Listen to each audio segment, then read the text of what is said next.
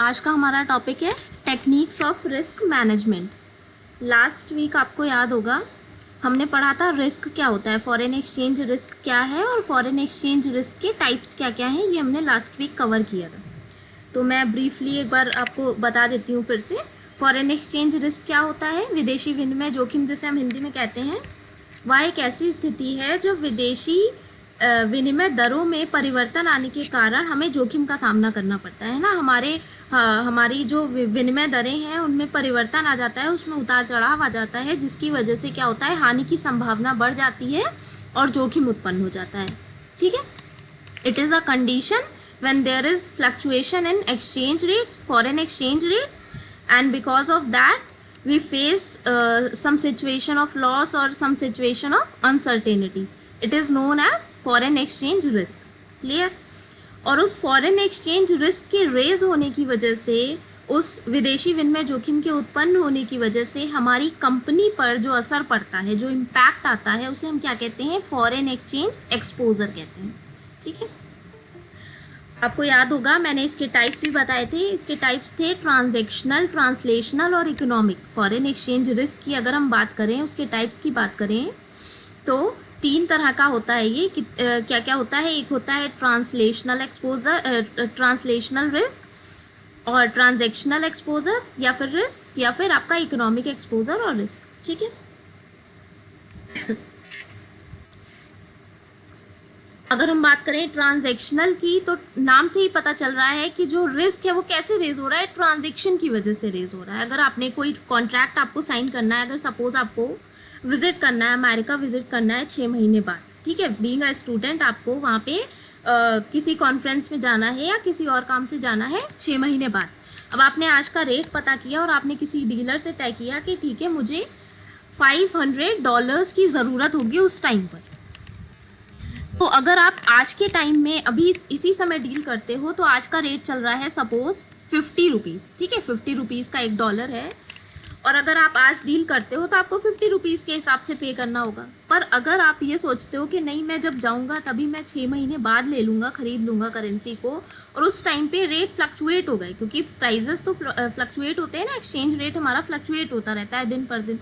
तो अगर उसमें फ्लक्चुएशन आ गया, सपोज़ वो 50 से हो गया 52, 53, तो आपको $1 पे 2 से 3 रुपये ज़्यादा चुकाने पड़ेंगे, और उसको आप 500 से मल्टीप्लाई कर लो तो उतना आपका क्या हो जाएगा? लॉस हो जाएगा। मतलब आज के समय में अगर आज की डेट पे आप डील करते तो आपको वही चीज़ कम में मिलती है और 6 महीने बाद आपको वो चीज़ ज़्यादा में मिलेगी। तो यही क्या कहलाता है? ट्रांजैक्शनल एक्सपोजर कहलाता है, लेन देन संबंधी जोखिम।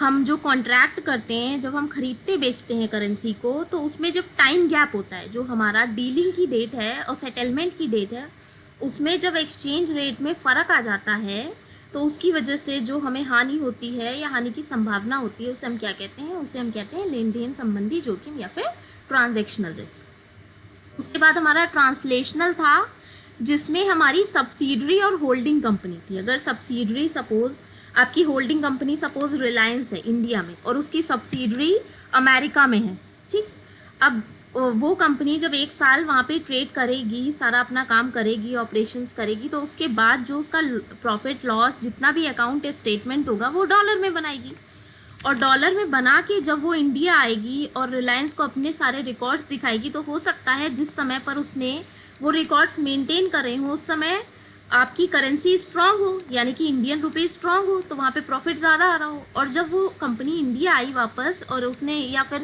अपने रिकॉर्ड्स इंडिया में भेजे अपनी होल्डिंग कंपनी को, उस टाइम पे आपके रेट्स फ्लक्चुएट हो गए, करेंसी हमारी वीक हो गई, तो क्या होगा? जो उस समय प्रॉफिट निकल के आ रहा था वो नहीं निकल के आएगा, चेंजेस आ जाएंगे, है ना।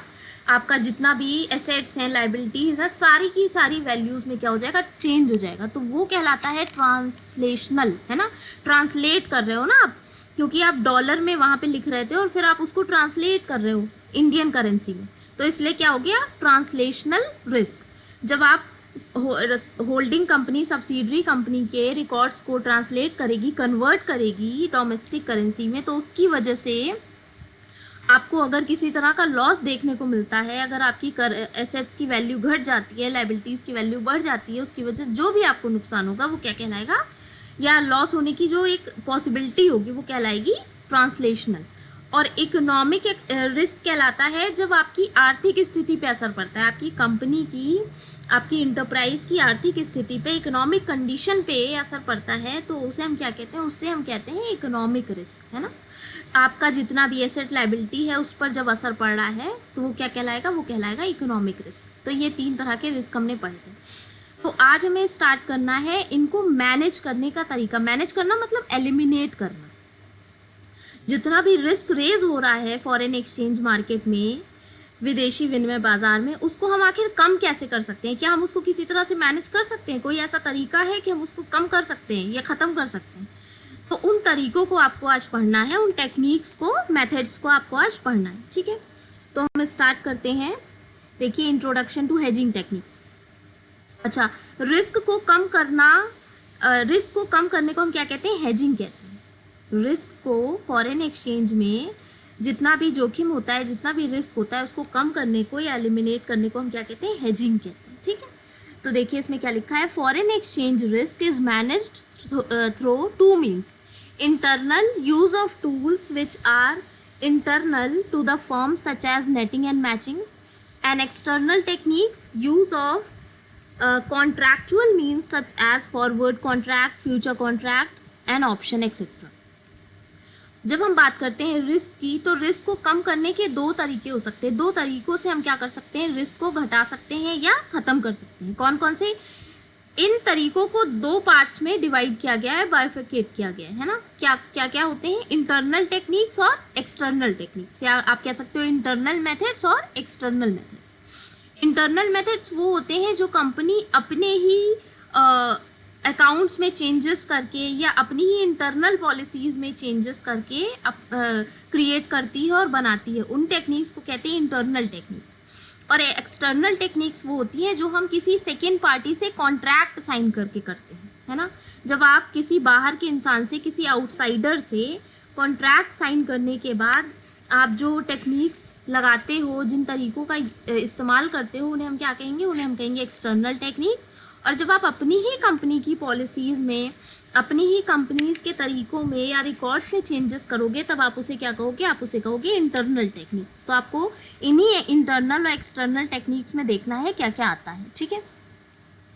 अब देखिए इसमें क्या लिखा है, the usage of internal technique is also known as passive hedging and latter is known as active hedging. जो आपकी इंटरनल टेक्निक्स हैं उन्हें हम क्या कहते हैं? पैसिव हेजिंग कहते हैं। हेजिंग क्यों कहते हैं ये तो क्लियर हो गया। रिस्क को कम करने के जितने भी तरीके हैं उन्हें हम किस नाम से जानते हैं फॉरेन एक्सचेंज में, या फॉरेन एक्सचेंज में क्या टर्म यूज़ करते हैं? हेजिंग, ठीक है। तो जो हमारे इंटरनल टेक्निक्स हैं उनको हम कहते हैं पैसिव हेजिंग, और जो आपकी एक्सटर्नल टेक्निक्स हैं, जो आप किसी आउटसाइडर से कॉन्ट्रैक्ट साइन करके करते हो, उसे हम कहते हैं क्या? एक्टिव हेजिंग, ठीक है। Active hedging and passive hedging, ठीक। पैसिव हेजिंग आपका है जो आपकी इंटरनल टेक्निक्स हैं, और एक्टिव हेजिंग है आपका जो आपकी एक्सटर्नल टेक्निक्स हैं, ठीक। Usage of internal tools among the group companies may at times be difficult to practical owing to local exchange control regulation. Nevertheless, they are worth implementing, for they do not involve extra payout while being significantly effective in minimizing the forex exposure. हम बात करते हैं पहले internal techniques की। अच्छा, यहाँ पे risk और एक्सपोजर में इन्होंने डिफरेंस दिया है, तो ये आपको ऑलरेडी पता है। रिस्क वो होता है जब आपके एक्सचेंज रेट में फ्लक्चुएशन आता है, उसकी वजह से रेज होता है, और एक्सपोजर होता है जो उस रिस्क का इम्पैक्ट दिखाता है, हमारी कंपनी पर रिस्क का जो इम्पैक्ट दिखाता है वो एक्सपोजर होता है, ठीक है। तो इन्होंने एक्सप्लेन किया, ये हम ऑलरेडी कंप्लीट कर चुके हैं। तो हम सीधे इंटरनल हेजिंग टेक्निक से स्टार्ट करते हैं। अगर हम बात करें इंटरनल हेजिंग टेक्निक्स की, तो उसमें आपका आता है नेटिंग, मैचिंग, लीडिंग, लैगिंग, ये सारी टेक्निक्स आती हैं। तो 1 बाय 1 हम पढ़ते हैं ये क्या क्या होता है। Companies having subsidiaries in different countries और parent company having subsidiary across the globe can effectively practice internal techniques. Internal techniques का यूज़ जो होता है वो सबसे इफेक्टिवली और सबसे अच्छा कहाँ पर होता है? जब आपकी एक कंपनी किसी एक देश में है और आपकी ही कंपनी की जो सब्सिडरी है वो किसी दूसरे देश में है ना। जब हम होल्डिंग और सब्सिडरी कंपनी की बात करते हैं, आपको याद होगा ट्रांसलेशनल एक्सपोजर या ट्रांसलेशनल रिस्क जब रेज हो रहा होता है। ट्रांसलेशनल रिस्क कब रेज होता है? जब हमारा जो एक कंपनी है वो किसी एक देश में और उसकी सब्सिडरी किसी दूसरे देश में, तभी तो आप कन्वर्ट करोगे ना रिकॉर्ड्स को। अगर आपकी जो होल्डिंग कंपनी है वो इंडिया में है और सब्सिडरी ऑस्ट्रेलिया में है, तो तभी तो आप वहाँ की जो वहाँ पर जो कंपनी आपकी काम कर रही है, जो अब सब्सिडरी कंपनी काम कर रही है, जब वो अपने रिकॉर्ड्स भेजेगी तभी तो आप उसको ट्रांसलेट करोगे, कन्वर्ट करोगे।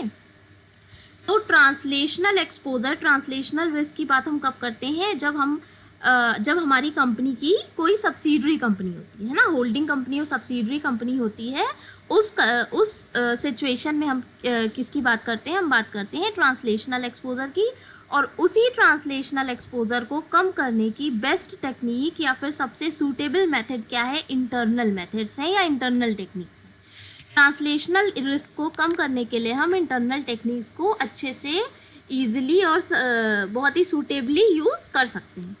अब देखते हैं इसमें कौन कौन सी टेक्निक्स, कौन कौन से मेथड्स आते हैं। तो सबसे पहला आपका आता है नेटिंग। सबसे पहला आपका आता है नेटिंग। देखते हैं नेटिंग क्या होता है।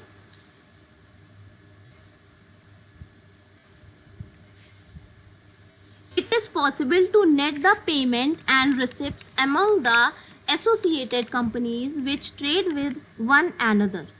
नेटिंग का मतलब होता है आप जो जितने भी आपके ट्रांजैक्शन है उसको आपस में आप नेट ऑफ कर देते। एग्जाम्पल देती हूँ। फॉर एग्जाम्पल आपकी एक कंपनी है रिलायंस जो कि इंडिया में काम कर रही है, ठीक है। आपकी एक पेरेंट कंपनी है, होल्डिंग कंपनी है, सपोज रिलायंस, जो कि इंडिया में काम कर रही है। अब उसकी एक सब्सिडरी कंपनी अमेरिका में काम कर रही है और दूसरी सब्सिडरी कंपनी ऑस्ट्रेलिया में काम कर रही है ना। मान लीजिए रिलायंस आपकी इंडिया की होल्डिंग कंपनी है, उसकी एक सब्सिडरी काम कर रही है अमेरिका में, दूसरी सब्सिडरी काम कर रही है ऑस्ट्रेलिया में। अब उसे अमेरिका वाली जो कंपनी है ना, अमेरिका में जो कंपनी काम कर रही है उससे उसे लेने हैं सपोज $10 मिलियन उसको लेने हैं, $10 मिलियन उसको लेने हैं। और जो ऑस्ट्रेलिया में काम कर रही है उसे $6 मिलियन पे करने हैं। तो जो एक्सपोजर बनेगा, जो रिस्क बनेगा कंपनी के लिए, वो कितने का बनेगा? वो क्या $16 मिलियन का बनेगा? नहीं, $16 मिलियन का नहीं बनेगा। कितने का बनेगा? $4 मिलियन का बनेगा। क्यों बनेगा? क्योंकि 10 में से 6 तो लेस हो जाएगा ना आपका, 16 नहीं बनेगा, 10 में से 6 तो लेस हो जाएगा, क्योंकि आपको 10 मिलियन देना है और 6 मिलियन लेना है ना।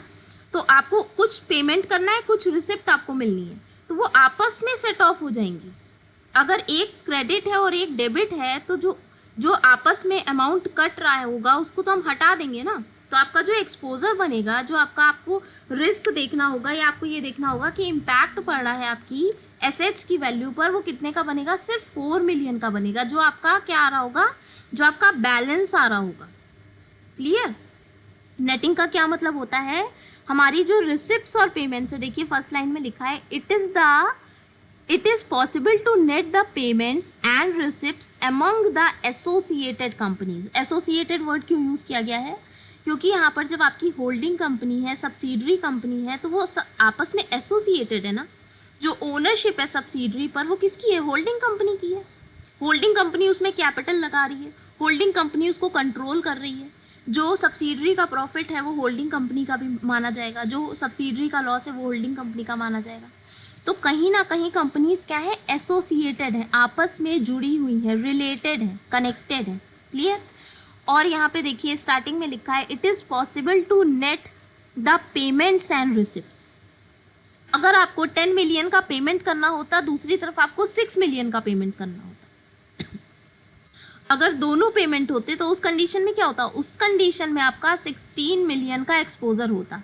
मतलब आपके अगर एक्सचेंज रेट में चेंजेस आते, एक महीने बाद आपको पेमेंट करनी है फॉर एग्जांपल, और एक महीने बाद एक्सचेंज रेट में आपके चेंजेस आ जाते, तो उस चेंजेस की वजह से आप लॉस में जाते, तो वो लॉस का जो इम्पैक्ट पड़ता आपके एसेट्स पे, लायबिलिटीज़ पे, कैश फ्लो पे, या आप कह सकते हो आपकी कंपनी पे, तो वो कितने अमाउंट का होता, कितनी वैल्यू का होता? 16 मिलियन का होता। क्लियर? लेकिन यहाँ पर क्या कंडीशन में मैंने बताई थी, 10 मिलियन देना है, 6 मिलियन लेना है, मतलब रिसिप्ट भी है और पेमेंट भी है। अगर सिर्फ रिसिप्ट होगी या सिर्फ पेमेंट होंगे तो उस कंडीशन में जितना सम आएगा, जितना टोटल आएगा, उतने का एक्सपोजर बनेगा। लेकिन अगर आपकी एंट्रीज ऑपोजिट है, कॉन्ट्रास्ट है, एक रिसिप्ट है एक पेमेंट है, तो वो क्या हो जाएगा, वो आपस में नेट ऑफ हो जाएगा। ठीक है, उसका जो वैल्यूज होंगी वो क्या होंगी, वो आपस में नेट ऑफ हो जाएंगी, और जो एक्चुअल रिस्क बनेगा वो किसका बनेगा, वो बैलेंस अमाउंट का बनेगा। Clear? It involves mayor settlement of inter affiliate indebtedness for the net amount owing.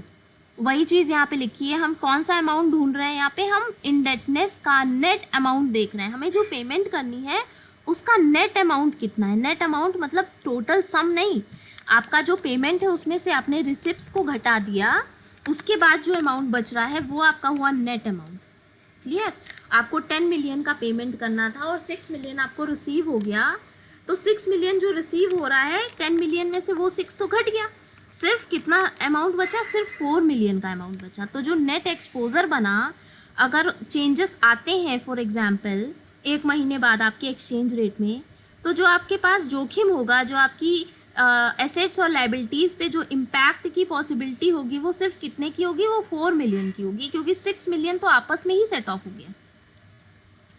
One of the simplest way of netting is bilateral netting, जब दो पार्टीज इन्वॉल्व होती हैं। बायलेटरल मीन्स जब दो पार्टीज इन्वॉल्व है ना, दो ट्रांजेक्शंस को हम आपस में सेटल कर रहे हैं और दो पार्टीज इन्वॉल्व हैं, तो उस कंडीशन को हम क्या कहेंगे, बायलेटरल। ठीक है, बायलेटरल मीन्स दो पार्टीज इन्वॉल्व, वो सबसे सिंपलेस्ट फॉर्म है। ऑब्वियस ही बात है, अगर बहुत सारी पार्टीज इन्वॉल्व हैं, एक कंपनी है सपोज ए जो इंडिया में है और उसकी 10 सब्सिडरी कंपनी है, तो अगर आप उन 10 सब्सिडरी कंपनी के रिसिप्ट्स एंड पेमेंट्स को आपस में नेट ऑफ करोगे तो उसमें प्रॉब्लम आएगी, वो थोड़ा सा कॉम्प्लेक्स हो जाएगा, काफ़ी सारे डेबिट और क्रेडिट आपको मैच करने पड़ेंगे और देखना पड़ेगा।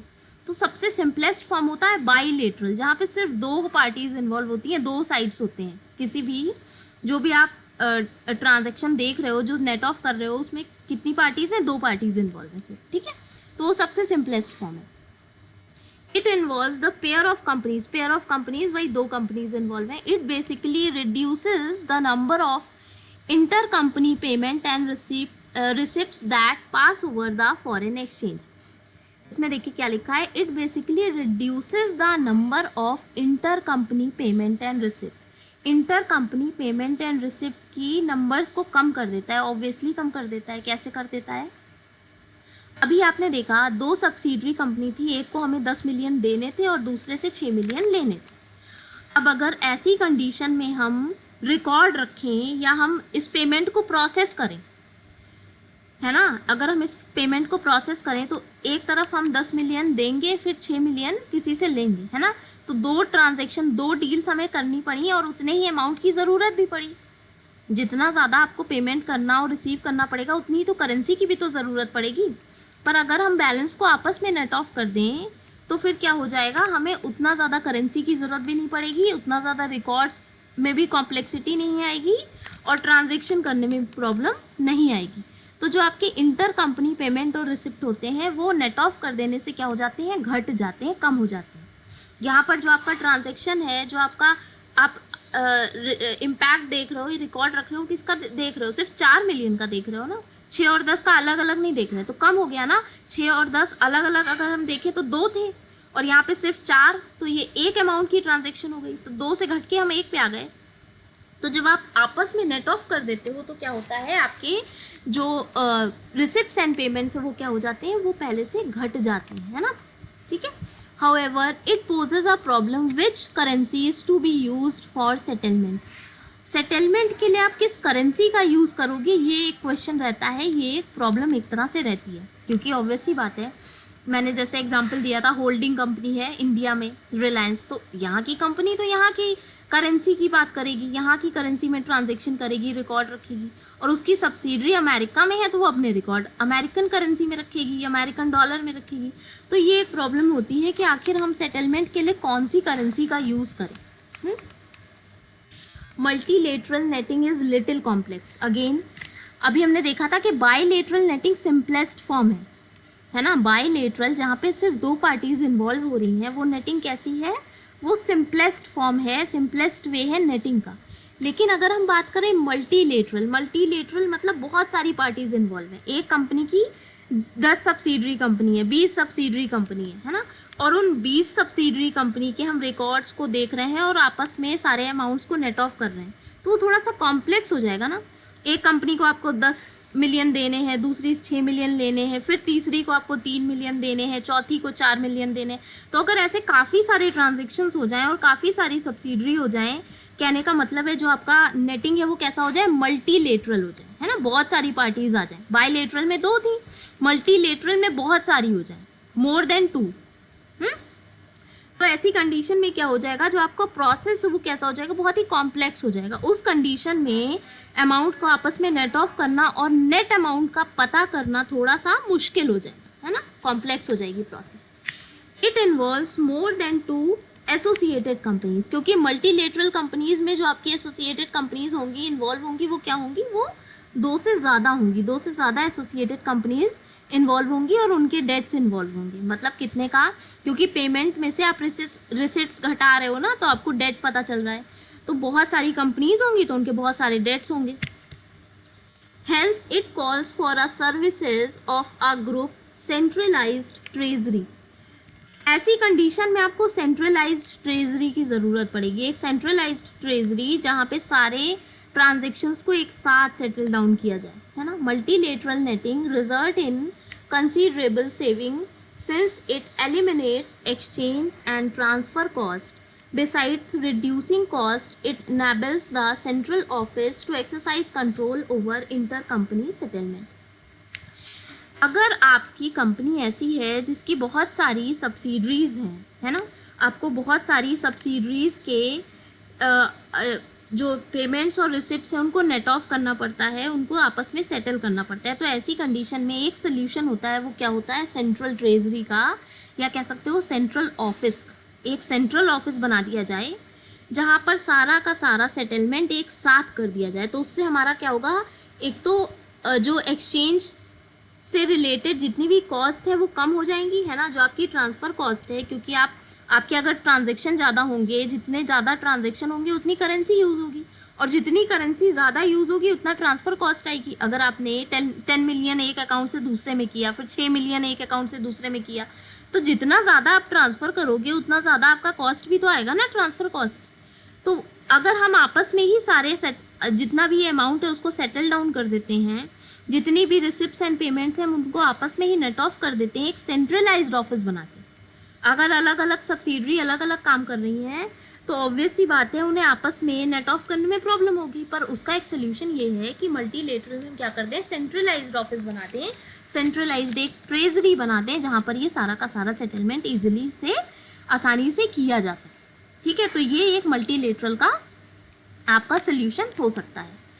तो एक बार फिर से नेटिंग को पूरा रिवाइज कर लेते हैं, समरी में इसको देख लेते हैं सम अप करके क्या था ये। पहला पॉइंट याद रखिएगा, नेटिंग आपका सबसे पहले तो हेजिंग टेक्निक के अंदर आता है ना, रिस्क को कम करने का तरीका है पहला पॉइंट। दूसरा पॉइंट, नेटिंग आपका इंटरनल टेक्निक्स में आता है, इंटरनल एक्सटर्नल दो टेक्निक्स होती है, तो नेटिंग आपका किस में आता है, इंटरनल टेक्निक्स में आता है, और इंटरनल टेक्निक्स को हम पैसिव हेजिंग भी कहते हैं। ठीक है, थर्ड पॉइंट ये याद रखिएगा, नेटिंग में हम क्या करते हैं, नेट ऑफ करते हैं, और नेट ऑफ किसे करेंगे, अगर दोनों पेमेंट्स क्रेडिट हैं या दोनों डेबिट हैं तो हम उसे नेट ऑफ नहीं कर सकते ना, एक डेबिट और एक क्रेडिट होगा तभी तो हम आपस में उसको सेट ऑफ करेंगे। तो इसलिए यहाँ पे क्या वर्ड यूज किया गया है, it is possible to net the payment and receipt. एक पेमेंट है दूसरी रिसिप्ट है, एक आपको देना है दूसरा आपको मिलना है। ठीक है, तो हम यहाँ पर नेट ऑफ किसे कर रहे हैं, पेमेंट और रिसिप्ट को आपस में नेट ऑफ कर रहे हैं। ये हो गया थर्ड पॉइंट। फोर्थ पॉइंट, आपका जो सबसे ईजीएस्ट फॉर्म होता है नेटिंग का, सिंपलेस्ट फॉर्म होता है नेटिंग का, वो कौन सा होता है, बायलेटरल होता है, जहाँ पे कितनी पार्टीज होती हैं, सिर्फ 2 पार्टीज होती हैं। ठीक है, उसके बाद आपका फिफ्थ पॉइंट हो गया, अगर 2 से ज़्यादा पार्टीज इन्वॉल्व है तब हम उसे क्या कहेंगे, हम कहेंगे उसे मल्टीलेटरल नेटिंग। और मल्टीलेटरल नेटिंग की कंडीशन में आपका प्रोसेस थोड़ा सा कॉम्प्लेक्स हो जाएगा क्योंकि 2 से ज़्यादा पार्टीज इन्वॉल्व है। अब जब 2 से ज़्यादा पार्टीज इन्वॉल्व हैं और थोड़ा सा प्रोसीजर कॉम्प्लेक्स हो रहा है तो उसको सॉल्व करने का ये तरीका है कि हम क्या करें, एक सेंट्रलाइज्ड ऑफिस बनाते हैं और सारा का सारा ट्रांजैक्शन उस एक सेंट्रलाइज्ड ऑफिस पे सेटल डाउन कर दें। तो ये आपका था पूरा नेटिंग। ठीक है, हेजिंग की इंटरनल टेक्निक्स में पहला जो आपका टॉपिक था वो था नेटिंग। अब हम आते हैं सेकेंड पे जो है मैचिंग। नेटिंग और मैचिंग जो आपके हैं वो अगर देखा जाए तो काफ़ी सिमिलर है। दोनों का जो प्रोसेस है, दोनों में जो हम काम करते हैं वो काफ़ी ज़्यादा सिमिलर है। बहुत छोटा सा एक कंसेप्चुअल डिफरेंस आता है इन दोनों में। पहले हम देख लेते हैं क्या लिखा है, उसके बाद मैं बताती हूँ। नेटिंग और matching are frequently used interchangeably. क्या मतलब हुआ इसका? अक्सर हम नेटिंग और मैचिंग को एक दूसरे की जगह पे यूज़ कर देते हैं, क्योंकि अभी मैंने बोला कि जो आपका मैचिंग है वो भी क्या होता है, नेटिंग की ही तरह होता है। उसका भी जो प्रोसेस है, जो काम करने का तरीका है या जो फंक्शन है वो ऑलमोस्ट सेम होता है नेटिंग से। इसी वजह से हम क्या कर देते हैं, नेटिंग और मैचिंग को कई बार एक साथ यूज़ कर देते हैं। मतलब हम इनमें डिफरेंस नहीं बनाते और हम कह देते हैं नेटिंग ही मैचिंग है, पर एक्चुअल में ऐसा नहीं है। इसमें एक छोटा सा बेसिक डिफरेंस होता है ना। That there is a slight difference in such as netting refers to potential flow. अब देखिए यहाँ पे डिफरेंस क्या होता है ये बताया गया है। Netting refers to potential flows within the group companies while matching extends from group companies to third party companies too. Main difference ये होता है, मैचिंग में भी हम सेटलमेंट्स ही करते हैं। मैचिंग में भी हम रिसिप्ट्स एंड पेमेंट्स को आपस में मैच करके, आपस में नेट ऑफ करके सेटल डाउन करते हैं, है ना। और यही काम हम नेटिंग में भी कर रहे थे। नेटिंग में भी तो हम रिसिप्ट एंड पेमेंट को आपस में नेट ऑफ कर रहे थे, उनको मैच करके देख रहे थे कि बैलेंस कितना बच रहा है, राइट, नेट अमाउंट निकाल रहे थे। तो वही सेम काम हम करते हैं मैचिंग में। डिफरेंस सिर्फ इतना होता है कि जब हम बात करते हैं नेटिंग की, तो नेटिंग में जो कंपनीज इन्वॉल्व होती हैं वो क्लोजली एसोसिएटेड होती हैं, या आप कह सकते हो companies within a group. Netting belongs to companies within a group, within one group. एक ग्रुप में जो कंपनीज आएंगी आपकी, वो आपका कहलाएगा क्या, नेटिंग, है ना। इसके बीच में जो आप ट्रांजेक्शन्स को सेटल डाउन करोगे वो क्या कहलाएगा, नेटिंग। पर जब आप बात करते हो थर्ड पार्टी की, एक कंपनी किसी आउटसाइडर कंपनी से, किसी थर्ड पार्टी से जब अपने ट्रांजेक्शन्स को सेटल डाउन करती है, तो आप उसे कहते हो क्या, मैचिंग। एसोसिएटेड कंपनीज का क्या मतलब था यहाँ पे, जब हम नेटिंग की बात कर रहे थे तो अभी आपने देखा था जो कंपनीज थी वो क्या थी, होल्डिंग और सब्सिडरी, है ना। एक होल्डिंग कंपनी थी, एक पेरेंट कंपनी थी, और उसी की सब्सिडरी कंपनी थी, उसी की ब्रांचेस कह सकते हो आप थी, जिसके साथ आप क्या कर रहे थे, पेमेंट्स और रिसिप्ट्स को नेट ऑफ कर रहे थे, आपस में सेटल डाउन कर रहे थे। पर अगर हम बात करें मैचिंग की, तो मैचिंग में ये ज़रूरी नहीं होता है। मैचिंग में आप थर्ड पार्टी के साथ भी अपनी रिसिप्ट्स एंड पेमेंट्स को क्या कर सकते हो, नेट ऑफ कर सकते हो और सेटल डाउन कर सकते हो। यही एक बेसिक डिफरेंस होता है।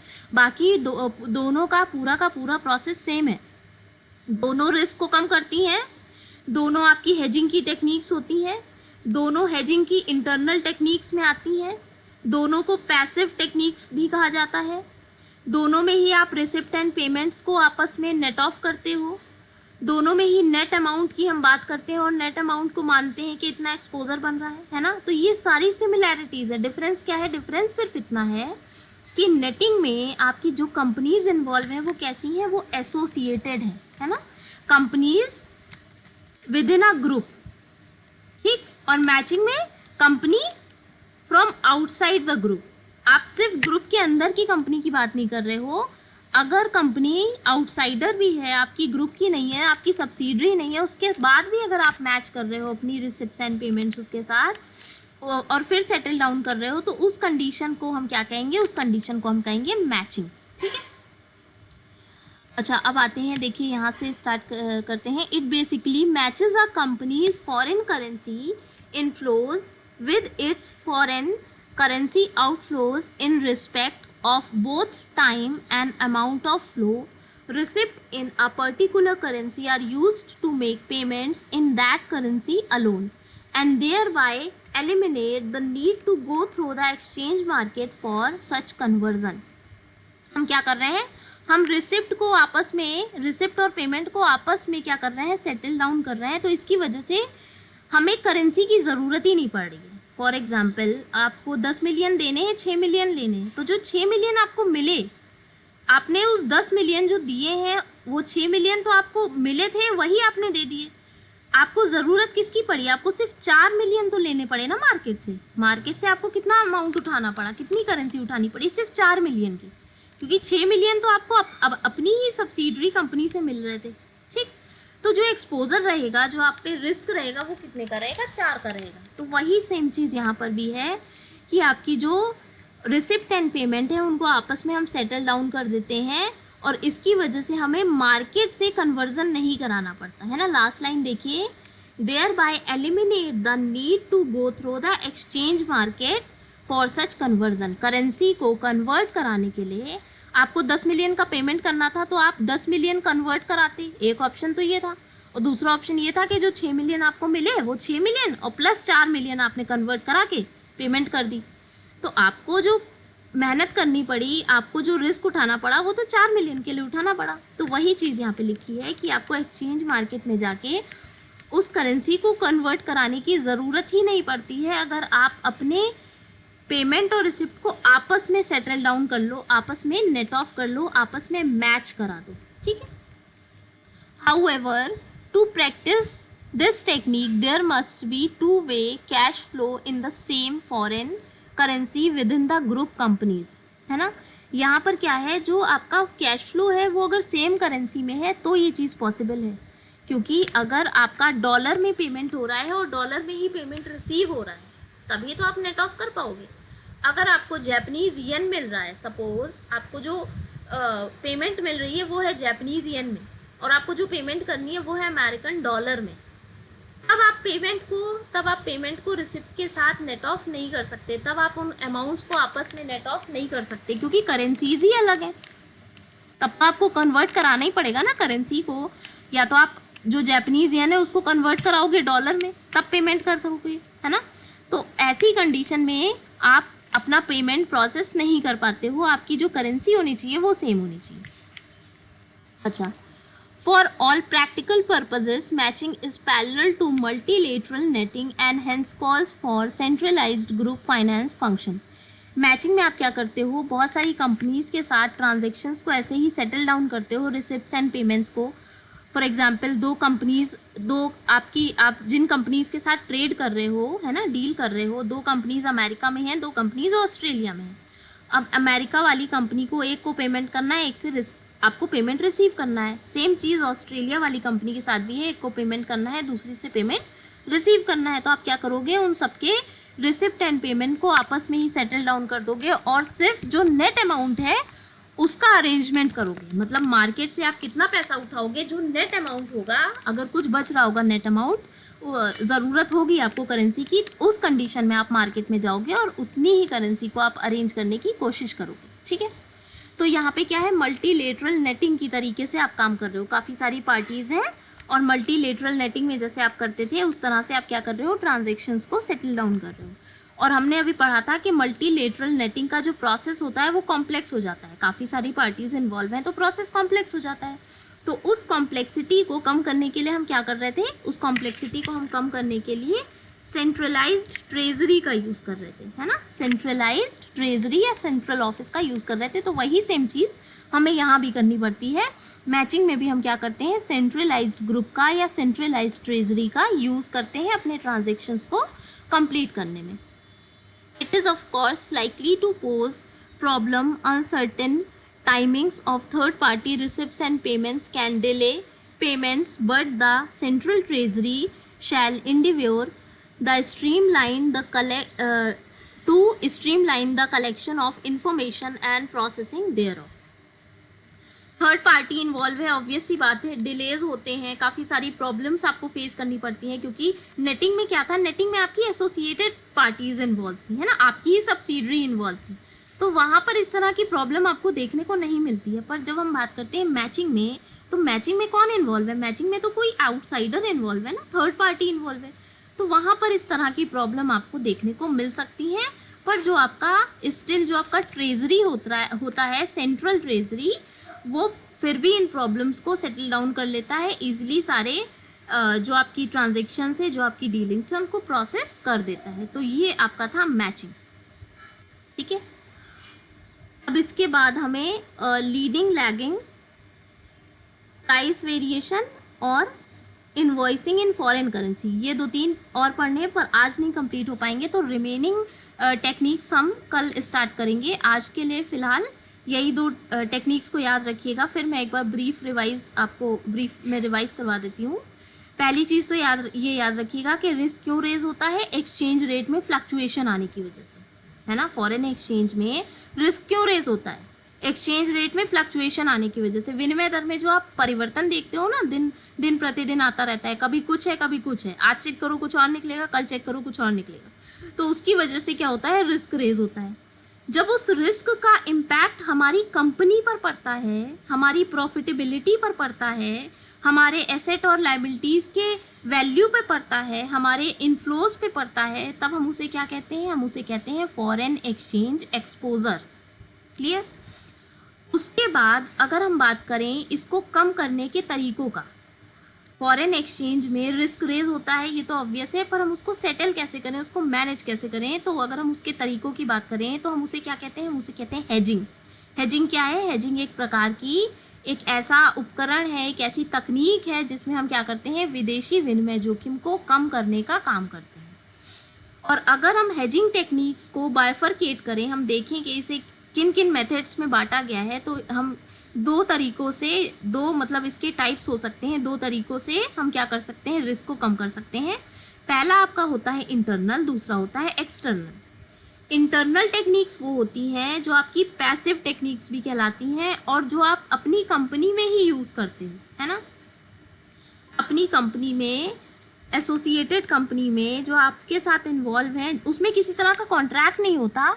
आप क्या करते हो, सिर्फ अपने रिकॉर्ड्स में चेंजेस करके, अपने ट्रांजैक्शन में चेंजेस करके आप क्या करते हो, उन टेक्निक्स को यूज़ करते हो। और एक्सटर्नल में वो आता है जब आप कॉन्ट्रैक्ट साइन करते हो। एक्सटर्नल टेक्निक्स क्या है, जब आप किसी कॉन्ट्रैक्ट को साइन करके उस कॉन्ट्रैक्ट के थ्रू रिस्क को कम करते हो, तो वो किस में चला जाता है, वो चला जाता है एक्सटर्नल में। ठीक है। इंटरनल में कोई कॉन्ट्रैक्ट साइन नहीं होता है, एक्सटर्नल में कॉन्ट्रैक्ट साइन होता है। इंटरनल आपका पैसिव कहलाता है, एक्सटर्नल आपका एक्टिव कहलाता है। ठीक है। उसके बाद हमने इंटरनल में अभी दो तरह की टेक्निक्स पढ़ी हैं, पहला है नेटिंग, दूसरा है मैचिंग। दोनों ही आपकी हेजिंग टेक्निक्स हैं, दोनों ही इंटरनल टेक्निक्स में आती हैं, दोनों ही पैसिव टेक्निक्स कहलाती हैं हेजिंग की। फर्क सिर्फ इतना है कि नेटिंग का यूज आप एसोसिएटेड कंपनीज के लिए करते हो, है ना, companies belongs to one group. और जो आपकी मैचिंग होता है वो क्या होता है, उसमें आप जो टेक्निक्स यूज करते हो वो आपकी थर्ड पार्टी से कहीं ना कहीं लिंक होती है, या थर्ड पार्टी के केस में आप उनको यूज करते हो। तो ये आपका आज का था नेटिंग एंड मैचिंग।